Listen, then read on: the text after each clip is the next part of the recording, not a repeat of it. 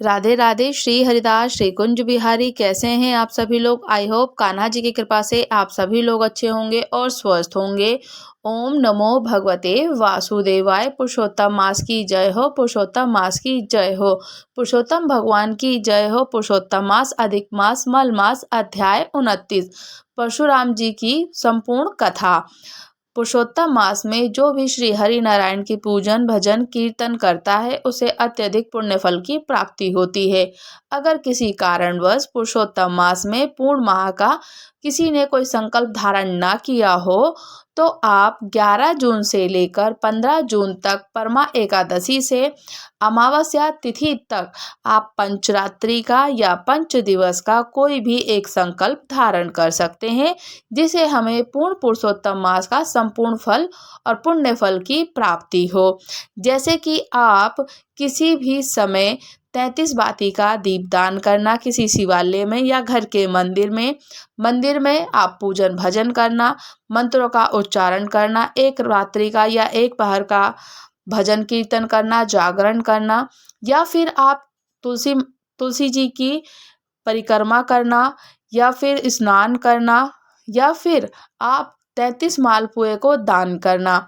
कहा जाता है कि 33 मालपुए का दान करने से हमें जितने 33 मालपुए होते हैं तो प्रत्येक एक दिन के मालपुए एक हो गए, एक अपने पितरों को तर्पण करने के लिए, एक हमसे ब्रह्म हत्या का जो पाप हुआ हो कभी जाने अनजाने में उससे लिए, या हमने कभी किसी का कोई भी किसी प्रकार का अन्न ग्रहण करा हो तो उससे बचने के लिए, हर प्रकार से मुक्ति और मोक्ष को प्राप्त करने के लिए, अपने पितरों को तर्पण करने के लिए 33 प्रकार के 33 मालपुए दान किए जाते हैं।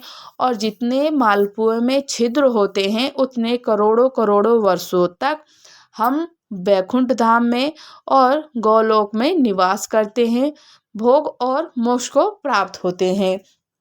पुरुषोत्तम मास में श्री हरि नारायण का पूजन करना, उनका नाम स्मरण करना, श्रीमद् भागवतम महापुराण की कथा को श्रवण करना, विष्णु पुराण जी को श्रवण करना, अत्यधिक मास का महात्म्य श्रवण करना, वाचना, या फिर हमें श्री हरि नारायण का मंत्रों का उच्चारण, पंचाक्षर, अष्टाक्षर, द्वादशाक्षर, शरणाक्षर मंत्र जो भी आप उच्चारण करना चाहें आप उच्चारण कर सकते हैं। नहीं नित्य प्रतिदिन कर सकते तो किंतु पंचरात्रि का या पंच दिवस का, जिसे कहा जाता है 11 जून परमा एकादशी से लेकर 15 जून अमावस्या की तिथि तक आपको ये जरूर संकल्प करना चाहिए, जिससे कि हमें पुरुषोत्तम मास का पूर्ण फल प्राप्त हो सके। परशुराम जी की संपूर्ण कथा। भगवान विष्णु जी के छठे अवतार परशुराम जी माने जाते हैं और इनकी जयंती परशुराम जी का अवतार वैशाख शुक्ल पक्ष की तृतीया तिथि को हुआ था। और कहा जाता है कि इन्होंने जब जन्म लिया, भगवान विष्णु जी के ही छठे अवतार हैं ये। माथुर कहते हैं कि जब विष्णु जी के छठे अवतार भगवान परशुराम जी का जन्म सतयुग और त्रेता के काल से माना जाता है। वैशाख शुक्ल की तृतीया तिथि के दिन रात्रि के प्रथम पहर प्रदोष काल में हुआ। वैशाख मास के शुक्ल पक्ष की तृतीया तिथि को पुनर्वसु नक्षत्र में रात्रि के प्रथम पहर में 6 उच्च ग्रहों के से युक्त मिथुन राशि पर राहु के स्थित रहते माता रेणुका के गर्भ से भृगु ऋषि जी के कुल में परशुराम जी का प्रादुर्भाव हुआ। त्रचिक सत्यवती के पुत्र जमदगिन और जमदगिन रेणुका के पुत्र परशुराम थे। त्रिचिक की पत्नी सत्यवादी और सत्यवती राजा गाधी की पुत्री और विश्वामित्र की बहन थी। कहा जाता है कि परशुराम जी की सहित जमदगिन के 5 पुत्र थे। जन्म का स्थान है भृगु के क्षेत्र। शोधकर्ता और साहित्यकर्ताओं के अनुसार परशुराम जी का जन्म वर्तमान बलिया के खेराहीड़ में कहा गया है कि उनका जन्म खेराहीड़ में हुआ। उन्होंने अपने शोध और खोज से पुरातत्व साक्ष्यों को प्रस्तुत करते हुए श्री कौशिक्य के अनुसार कहा जाता है कि ये उत्तर प्रदेश बलिया में है और इनका जन्म भगवान सटे के अवतार माने जाते हैं। और कहा जाता है कि इनको भगवान परशुराम जी के जो गुरु थे, परशुराम जी को शास्त्रों की शिक्षा दादा त्रचिक पिता दादा थे जो इनके त्रचिक, पिता जमदगिन। शस्त्र चलाने की शिक्षा अपने पिता के मामा राजऋषि विश्वामित्र और भगवान शंकर जी से इन्हें प्राप्त हुई थी। चवन्य ने राजा शयाति की पुत्री सुकन्या से विवाह किया। परशुराम योग, वेद और नीति से पारंगत थे। ब्रह्म शास्त्र समेत विभिन्न दिव्यों के शास्त्र संचालन में वे पारंगत थे। उन्होंने महर्षि विश्वामित्र और त्रचिक जी के आश्रम में शिक्षा को प्राप्त किया था।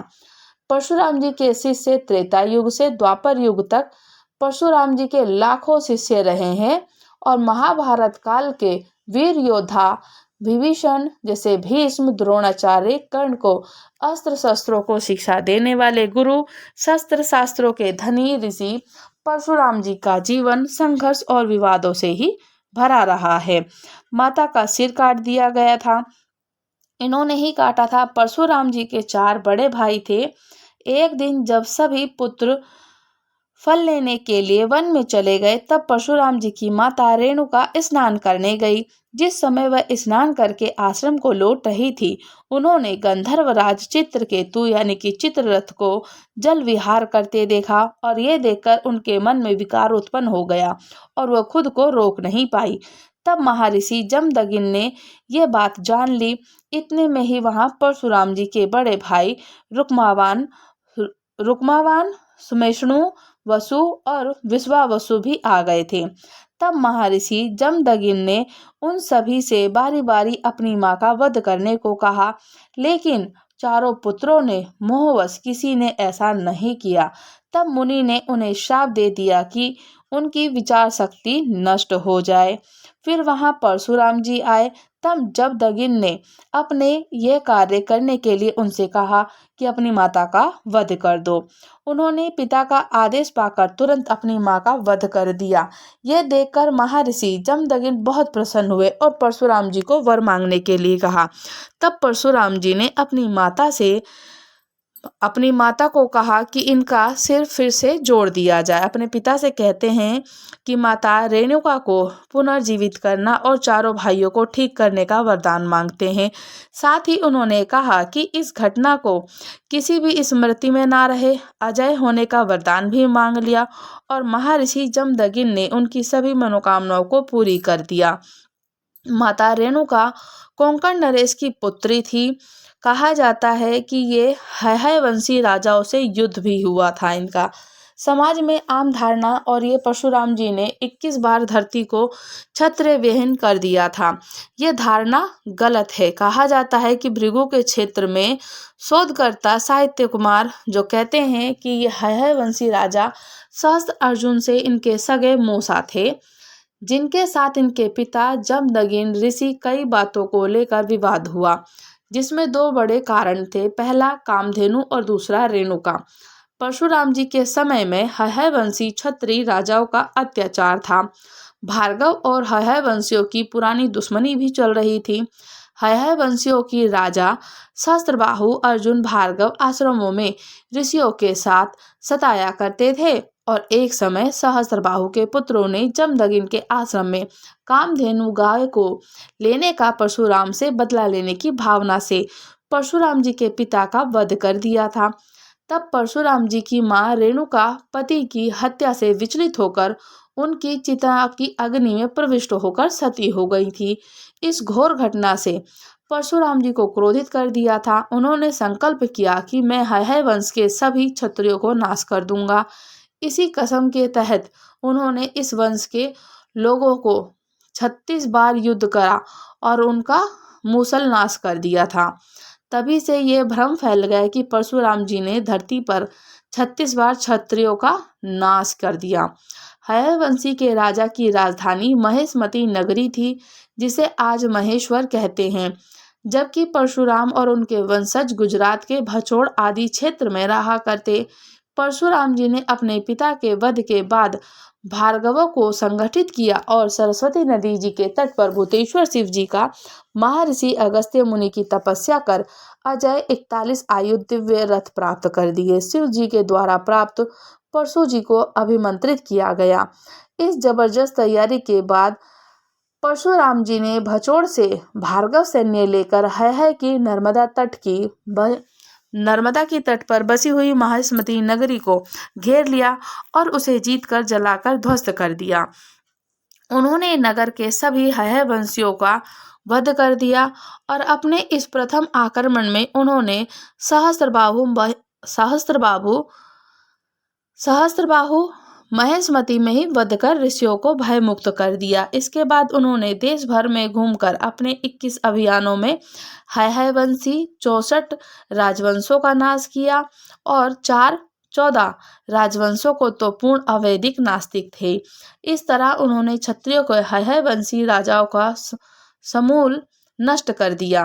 कहा जाता है कि इन्होंने इसी प्रकार से चारों युगों में परशुराम जी रहे हैं। सतयुग में जब एक बार गणेश जी ने परशुराम जी को शिव दर्शन से रोक लिया था, तो रुष्ट होकर परशुराम जी ने उन पर परशु का प्रहार कर दिया, जिससे गणेश जी का एक दंत नष्ट हो गया और वे एक दंत कहलाने लगे। त्रेता युग में जनक दशरथ राजाओं का उन्होंने समुचित सम्मान किया था। सीता स्वयंवर में भी श्री राम जी का अभिनंदन किया।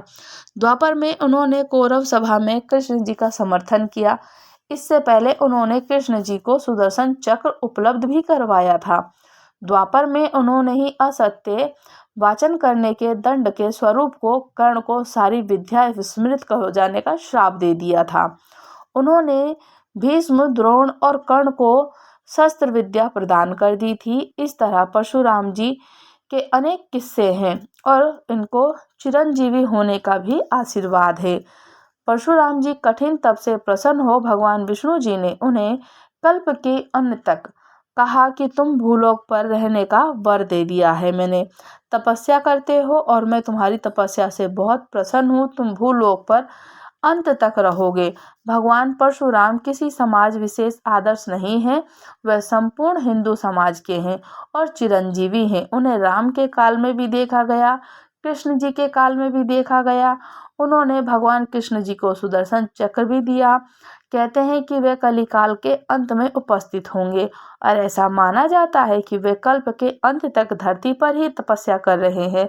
पौराणिक कथाओं में वर्णित है कि महेंद्रगिरी पर्वत पर भगवान परशुराम जी की तप की जगह थी और उन्हें अनंत उसी पर्वत पर कल्पांत तक के लिए तपस्या करने के लिए चले गए थे। परशुराम जी ने बहुत सारी कथाएं करी, लीलाएं करी और इसी प्रकार से उन्होंने क्षत्रिय वंश का हयवंश का नाश कर दिया। और हयवंश का जब नाश हुआ तो अपनी माता को भी उनको वध मिला कि अपनी माता का वध कर दो, और जब माता का वध किया तो उन्होंने उनको जोड़ भी दिया था।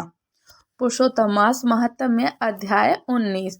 कहा जाता है कि पुण्यशील बोलते हैं कि गोलोक को चलो, यहाँ देरी क्यों करते हो, तुमको पुरुषोत्तम भगवान जी के सामीप्य मिला है।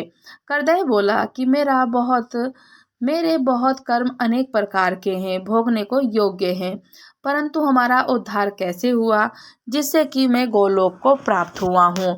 जितनी वर्षा की धाराएं हैं, जितने तृण हैं, पृथ्वी पर धूलि के कण हैं, आकाश में जितनी तारें हैं, उतने मेरे पाप हैं। मैंने ये सुंदर और मनोहर शरीर कैसे प्राप्त किया? मैं हरि भगवान के प्रिय, इसका अति उग्र कारण मुझसे कहिए, मैं आपसे जानना चाहता हूँ। तब नारायण बोलते हैं, हृदय के इस प्रकार वाणी को श्रवण को सुनकर हरि के दूतों ने कहा कि हरिदूत बोलते हैं, आश्चर्य है देव, आपने इस पद की प्राप्ति का कारण महान साधन कैसे नहीं जाना। सबसे उत्तम विष्णु जी का प्रिय, महान पुण्य फल देने वाला पुरुषोत्तम मास से प्रसिद्ध मास को क्यों नहीं जाना? उसे पुरुषोत्तम मास में देवताओं से भी ना होने वाले तब तुमने कहा है। हे महाराज, वन में वानर शरीर से अज्ञान है, वह तप हुआ है और मुख रोग के कारण अज्ञान से अनाहार व्रत हुआ है। तुमने बंदर पे चंचलतावश वृक्ष से फलों को तोड़कर पृथ्वी पर फेंका और उन फलों से दूसरे मनुष्य तृप्त हुए। अनंतकरण की विशेष दुख होने के बाद भी पानी नहीं पिया, तुमने कोई पानी का पान नहीं करा। इस तरह पुरुषोत्तम मास में अज्ञानवश तुम तीव्र तप्त हो रहे थे और फलों के फेंकने से परोपकार भी हो गया था। वन में घूमते घूमते शीत वायु धाम को सहन किया और श्रेष्ठ तीर्थ में तुमने सुंदर महातीर्थ के 5 दिन 5 दिवस का पंचरात्रि का गोता भी लगाया, जिसे पुरुषोत्तम मास में तुमको स्नान का पुण्य प्राप्त हो गया है। इस प्रकार तुम्हारे रोगी के अज्ञान से उत्तम तप हो गया, सो ये सब सफल हुआ और तुमने इस समय अनुभव किया। जब बिना समझे पुरुषोत्तम मास के सेवन हो जाने से तुमको ये फल मिलता है, तो मनुष्य इस पुरुषोत्तम मास के उत्तम महात्म्यों को जानकर श्रद्धा से विधि पूर्वक कर्म करे तो उसका क्या ही कहा जाए। उसका तो कोई सामर्थ्य ही नहीं है। तुमने अपना जो अर्थ साधन किया वैसे करने का कोई सामर्थ्य नहीं है, कोई सामर्थ्य नहीं कर सकता। पुरुषोत्तम भगवान को और कोई वस्तु प्रीति देने वाली नहीं। इस भारत खंड में अति दुर्लभ मनुष्य योनि में जन्म लेकर जो पुरुषोत्तम भगवान की सेवा करते हैं, जिस पुरुषोत्तम मास में एक भी उपवास करने वाले मनुष्य पाप पुण्य से छूट जाते हैं, वह तुमने महीनों उपवास किया और उग्र तपस्या का फल कहाँ जाएगा भला। इस मास के सम्मान वे प्राणी धन्य है, कृतज्ञ है, वे सदा भाग्यवान पुण्य कर्म करने वाले पवित्र हैं और उनका जन्म सफल है, जिनका सबसे उत्तम पुरुषोत्तम मास स्नान दान जप में व्यतीत हुआ हो। पुरुषोत्तम मास में दान करना, पितरों को तर्पण करना, अनेक प्रकार के तप करना और सब अन्य मासों की अपेक्षा कोटि कोटि गुणा अधिक फल देने वाला है। पुरुषोत्तम मास में थोड़ा भी किया गया कार्य अनंत पुण्य फल की प्राप्ति देता है। जो पुरुषोत्तम मास में आने पर स्नान दान से रहित रहता है, उसे नास्तिक पापी सट और धर्म ध्वज खल को धिक्कार है। तब नारायण बोलते हैं कि पुण्यशील और सुशील से वर्णित अपने अदृष्ट को सुनकर चकित होता हुआ कृत्य प्रसन्न से रोमांचित हो जाता है। तीर्थ के देवताओं को नमस्कार कर बाद में पर्वत को नमस्कार करता है, कालंजर पर्वत को नमस्कार करता है और वन के देवताओं को तथा गुल्मलता वृक्ष को नमस्कार करता है। बाद में विनय से युक्त विमान की प्रदक्षिणा कर मेघ के समान श्याम वर्ण सुंदर पीताम्बर को धारण कर वह हृदय विमान पर सवार हो जाता है। संपूर्ण देवताओं को देखते देखते गंधर्व से स्तुति और किन्नर आदि से बार बार बाजा बजाए जाते हैं। इंद्र आदि देवताओं ने प्रसन्न होकर मंद मंद से पुष्प की वृष्टि करते हैं, उसका आदर पूर्वक पूजन करते हैं। फिर आनंद से युक्त योगियों का दुर्लभ गोप गोपी गा सारी उनकी गाय रासमंडल से सुशोभित गोलोक को चले जाता है। जरा मृत्यु से रहित जिस गोलोक में जाकर प्राणी शोक का भागी नहीं होता, उस गोलोक में यह चित्र शर्मा पुरुषोत्तम मास के सेवन से गया। ब्याज से पुरुषोत्तम मास के सेवन से वानर शरीर छोड़कर भुजाधारी मुरली हाथ में लिए पुरुषोत्तम भगवान को देखकर प्रसन्न हुआ। तब नारायण बोलते हैं कि इस आश्चर्य को देखकर समस्त देवता चकित हो गए और पुरुषोत्तम की प्रसन्नता करते करते अपने स्थान को चले गए। तब नारायण बोलते हैं कि आपने दिन के प्रथम भाग का कृत्य क्या कहा, पुरुषोत्तम मास के दिन पिछले भाग में होने वाले कृत्य को कैसे करना चाहिए, तो गृहस्थ के उपकार के लिए मुझे कहिए, क्योंकि आपके सम्मान महात्मा सदा सबके उपकार के लिए विचरण करते रहते हैं। तब नारायण कहते हैं, प्रातःकाल के कृत्य को विधि पूर्वक समाप्त कर बाद मध्याह्न में होने वाली संध्या को करके तर्पण करें। देव मनुष्य पशु पक्षी सिद्ध यक्ष सर्प दैत्य प्रेत पिशाच नाग ये सब जो अन्न की इच्छा करते हैं, वे सब मेरे से दिए गए अन्न को ग्रहण करें। फिर पंच महायज्ञ को करें, उसके बाद भूत बलि को करें, काक कुत्ता को श्लोक पढ़ाता हुआ और बलि देवें। इस प्रकार कहकर समस्त भूतों को पृथक प्रकार की बलि देवें। फिर विधि पूर्वक आचमन कर प्रसन्न होकर श्रद्धा से अतिथि को प्राप्ति के लिए गोदूहन के समय तक उनके द्वार पर अवलोकन करें। यदि भाग्य से अतिथि मिल जाए तो बुद्धिमान प्रथम प्राणी से सत्कार करके अतिथि का देवता का सम्मान पूजन करे, यथाशक्ति अन्न और जल से संतुष्ट करे। फिर विधि पूर्वक सब व्यंजन से शुद्ध युक्त उनको भोजन कराए और भिक्षु ब्राह्मणी को भिक्षा देवे।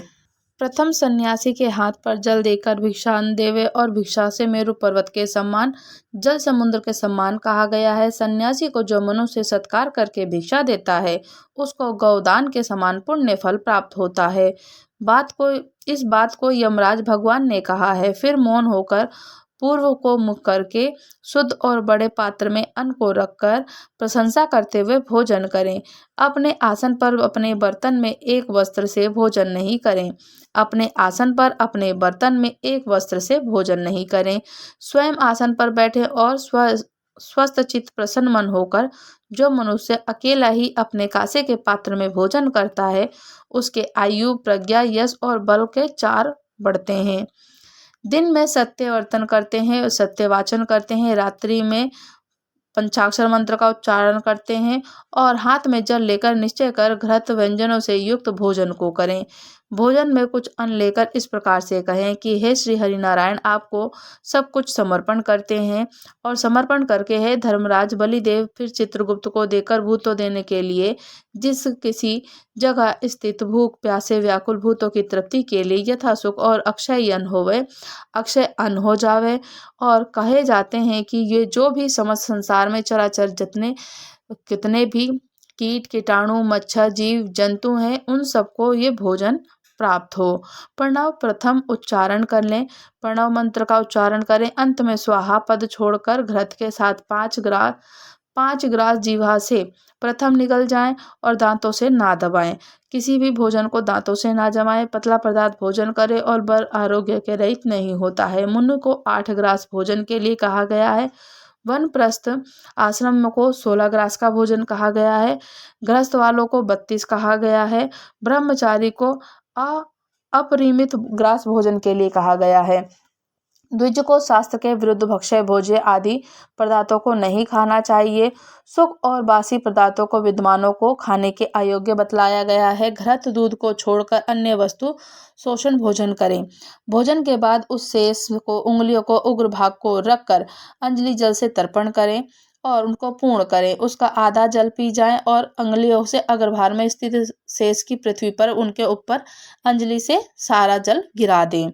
विधि विधान के द्वारा इन मंत्रों को उच्चारण करते हुए भगवान का नाम उच्चारण करते हुए आप सभी तरीके से इन मंत्रों को उच्चारण करते हुए सिंचन करते हुए श्री हरि नारायण का नाम लेते हुए अगस्त्य कुंभकर्ण शनि बड़वानील पंच भीम को आहार के परोपकारी हैं स्मरण करते हुए जिसने अतापी को मारा है वतापी को मारा है समुद्र का शोषण किया है अगस्त्य मेरे ऊपर प्रसन्न हो जाएं। इसके बाद प्रसन्न मन से श्री कृष्ण देव जी का स्मरण करें। फिर आचमन कर तांबूल भक्षण करें। भोजन करके बैठकर परब्रह्म श्री कृष्ण जी का उत्तम मार्ग और अवरोधी उत्तम शास्त्रों के विनोद से विचार करें। बुद्धिमान आध्यात्मिक विद्या को श्रवण करें और श्री हरि नारायण का पूजन भजन करें। जो श्रवण कर धर्म को जानता है, श्रवण कर पाप का त्याग करता है, श्रवण के बाद मोह में निवृत्त हो जाता है, श्रवण कर ज्ञान रूपी अमृत को प्राप्त हो जाता है। नीच भी श्रवण करने का श्रेष्ठ हो जाते हैं और श्रेष्ठ भी श्रवण से रहित होने पर नीच हो जाते हैं। फिर बाहर जाकर यथासुख व्यवहार करें और सर्वथा सिद्धि को देने वाले कृष्ण भगवान से मन से ध्यान करें। सूर्य नारायण से अस्तांचल जाने के समय तीर्थ में जाकर अथवा ग्रह पर ही रहकर पैर धोकर पवित्र वस्त्र धारण कर संध्या की उपासना करें और अपने अधम प्रमाद से संध्या की उपासना नहीं करता है तो वह गोवध के पाप से भागी होता है। जो संध्या की उपासना नहीं करता है और मरने पर रौरव नरक में ही जाता है। कभी समय से ना करने पर संकट में मार्ग में द्विज श्रेष्ठ आदि रात में पहले संध्या की उपासना करें और सूर्य नारायण को प्रकार से मंत्रों से उच्चारण करें। विधि प्रकार से उनको भोजन कराएं और अपने बंधु बांधवों के साथ में बैठ करके नित्य प्रतिदिन श्री हरि नारायण का पूजन भजन करते रहें। सब प्रतिदिन समस्त कृत्य समुदाय को कहा गया है गृहस्थ आश्रम के लिए भली भांति इसको करें और एक गृहस्थ आश्रम का लक्षण होता है कि अहिंसा सत्य वचन समस्त प्राणी पर दया शांति यथाशक्ति का दान करना गृहस्थ आश्रम का धर्म कहा गया है। पर स्त्री को भोग करना नहीं चाहिए। अपनी धर्म पत्नी की रक्षा करनी चाहिए। बिना दी हुई वस्तु को नहीं लेना चाहिए। शहद मांस को नहीं खाना चाहिए। ये 5 प्रकार का धर्म बहुत शाखा वाला सुख देने वाला है। शरीर से होने वाले धर्म को उत्तम प्राणियों को करना चाहिए। तब नारायण बोलते हैं कि संपूर्ण वेदों में कहा गया है ये उत्तम चरित्र गृहस्थ आश्रम के लक्षण होते हैं। इसको लोक के हित के लिए संक्षेप में लक्षण के साथ आपसे मैंने अच्छी तरह से कहा है। तो बोले पुरुषोत्तम भगवान की जय हो। बोले बद्री नारायण भगवान की जय हो। पुरुषोत्तम मास की जय हो। पुरुषोत्तम मास अधिक मास मलमास अध्याय 29 समाप्त हुआ। राधे राधे। श्री हरिदास श्री कुंज बिहारी। अगर आप लोग हमारे चैनल पर नए हैं तो चैनल को लाइक शेयर सब्सक्राइब करना बिल्कुल ना भूलें और मुझे कमेंट्स करके जरूर बताइएगा। क्या आप लोग भी पंचरात्रि का या पंच दिवस का आपने कोई संकल्प धारण किया है? राधे राधे। श्री हरिदास।